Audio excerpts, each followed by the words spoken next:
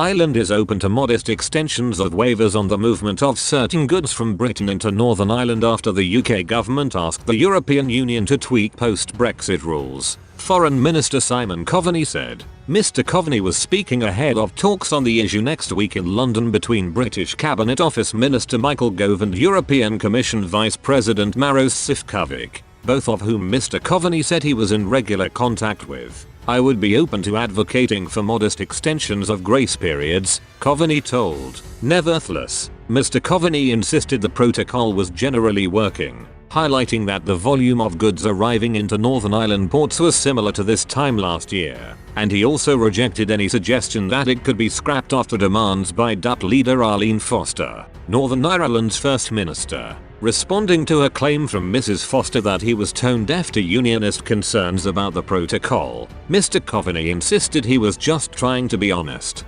Calls to scrap the protocol because there are some issues in terms of implementation just isn't realistic, and I've tried to be as honest about that as I can this week, he said. That does not mean trying to pick a fight with the DUP. It's just me being honest with people.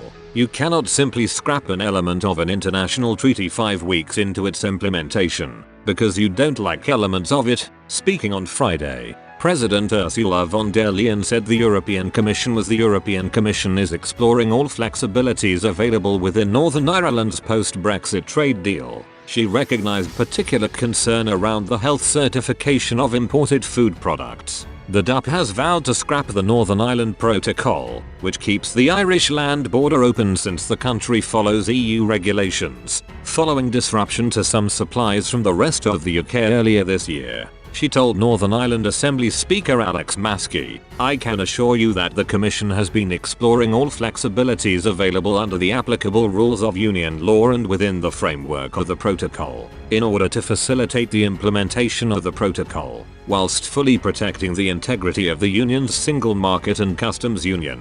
Mrs Foster has said unionist frustrations at the trade border on the Irish Sea must be channeled through constitutional means. Meanwhile, Police Service of Northern Ireland PSNI Chief Constable Simon Byrne has warned of a febrile atmosphere. Speaking in the Commons last week, Chancellor of the Duchy of Lancaster Michael Gove said, "We do need to make sure grace periods are extended so that supermarkets can continue to provide consumers with goods they need." Mr Gove is due to meet with European Commissioner Maros Sefcovic in London on Wednesday for talks aimed at resolving the tensions surrounding the issue. He will also hold discussions with Ms Foster and Deputy Chief Minister Michelle O'Neill. Tweeting last week after the EU triggered Article 16 to prevent imports of coronavirus vaccine into Northern Ireland, before rapidly reversing its decision, Mr Johnson said, "Our commitment to the people of Northern Ireland and our union is unshakable. Recent EU moves have undermined the protocol and understandably provoked concern.